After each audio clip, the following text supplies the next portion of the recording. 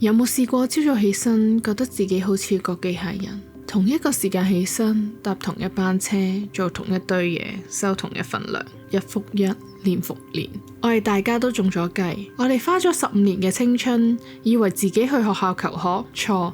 其實我哋係送咗去一間18世紀嘅工廠。學校嘅制度200年嚟都係冇變，由頭到尾都係唔需要你係一個天才，佢只需要你聽話、準時、唔識問問題。佢唔係要培養一個人，佢係要量產一個零件。你我大家都係只係一粒比較耐用嘅螺絲。以前條公式係讀書入 U 揾好工，但係今日如果你仲信呢套嘅話，對唔住，你唔係乖，你係參與一場自殺式嘅賭博。今日要講嘅呢本書係標基喺2024年極力推介嘅神書《Brave New Works》，作者 Sam Khan 警告我哋 AI 時代學校教緊你嘅可能全部都係被淘汰嘅知識。講個好實際嘅例子啊，以前你識多2個生字可以去做翻譯，人工高人一等。呢條公式以前係啱嘅，但係今日你 OT 2個鐘頭死錯爛錯寫一封email AI 撳個掣0.5秒 grammar 靚過你，語氣得體過你，最重要係佢免費，你好貴。當知識成本歸零，你腦入面嘅1萬個生字嘅價值即刻變成0。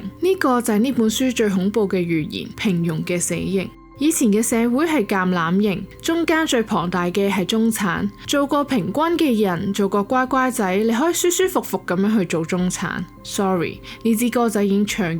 Sam Khan警告我哋 AI 嘅時代，社會會變成一個啞鈴型，一係你就會要爬上去做控制到 AI 嗰1% 嘅人，一係你就跌落底層做 AI 做唔到嘅體力勞動嘅嘢。中間嗰大嚿，即係所謂嘅專業人士、會計師、普通文員，你哋正正企喺一個大清洗嘅中心點。未來嘅5年，全球44% 嘅技能都會被重新定義，即係話我哋今日所學嘅知識，5年後可能已經係失效。喺 AI 嘅年代，平均就係死路一條。你能夠做翻譯 ，AI 比你快100倍；你能夠寫一般嘅曲，AI 可以比你寫得更準，甚至畫畫、剪片、寫歌 ，AI 都做緊。你可能會問，學校冇可能唔知㗎？學校梗係知啦，但係教育制度係一艘鐵達尼嚟㗎，轉個彎都要幾十年。你等間學校開完會改好個 syllabus， 你可能失業咗好多次啦。咁出路向邊？Sam Khan俾咗一個好有趣嘅答案：倒退。我哋要倒退去2000幾年前，人類歷史上最屈機嘅精英模式。亞歷山大帝點解可以征服全世界？因為佢個老師係亞里士多德。呢個1對1嘅導師制，導師會根據你嘅反應隨時調節進度。你唔明佢講到明，你明咗佢即刻教啲更加深嘅嘢。以前嘅教育係皇室只可以玩得起，平民你諗都唔好諗。但 AI 嘅出現打破咗呢個遊戲規則，無論你係住半山定係公屋，今日你手上面都有一個亞里士多德。呢個就係精熟學習。傳統嘅學校係填鴨式，無論你吸收幾多，鐘聲一響，火車就會開走。你個底打得唔好 ，sorry， 下一堂你會仲痛苦，最後你就會選擇放棄。但係 AI 唔同 ，AI 係世界上最有耐性嘅私人教練。你唔識 past tense， 佢唔會鬧你蠢，佢唔會嫌你煩，佢陪你練100次、1000次，練到你識為止，先俾你過下一關。Bill Gates 點解咁推崇呢本書？因為佢就睇到呢一個係第一次窮人可以用科技去打破教育嘅階級壟斷。未來嘅強者唔再係學校裏面記性最好嗰個，而係懂得利用 AI 呢個外掛導師去瘋狂自我進化嘅人。嚟到全本書最精彩嘅反轉位，人性悖論。當所有 logic、coding、data 所有講求精準嘅工作都被 AI 做晒嘅時候，剩低最值錢嘅係啲咩？答案竟然係你身上最原始嘅人味。AI 可以1秒幫你寫出最好嘅廣告，但佢唔可以代替你上台上面嘅魅力、嘅眼神、嘅停頓。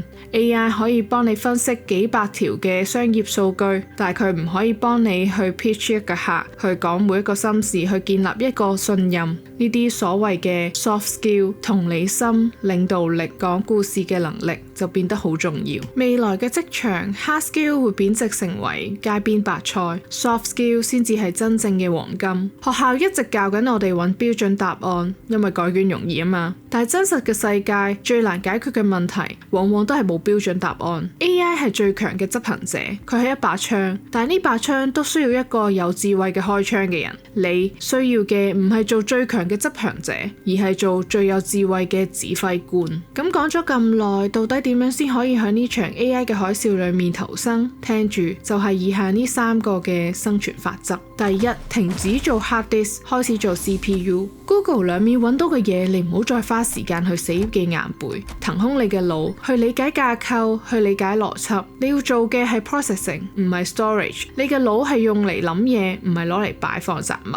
第二，去學指揮官 prompt engineering， 唔好再用 AI 去幫你做功課呢咁低層次。當佢係你嘅蘇格拉底，叫佢反駁你，叫佢教你做你嘅面試官，叫佢訓練你嘅思維，學識點樣用最精準嘅語言去指揮呢個世界最強嘅大腦。Command AI or be commanded。第三，修煉你嘅人味，學 storytelling， 學講故事，學同理心。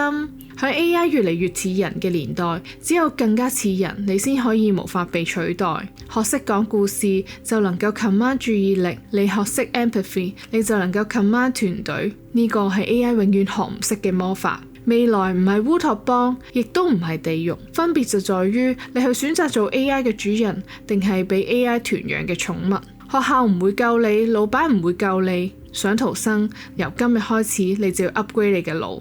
如果唔想做上一代嘅遺物，記得 like 呢段片同 subscribe 我哋。留言話我知，如果有一日 AI 取代你，你會覺得係一種解脫定係一場災難？我係菠蘿，下集見。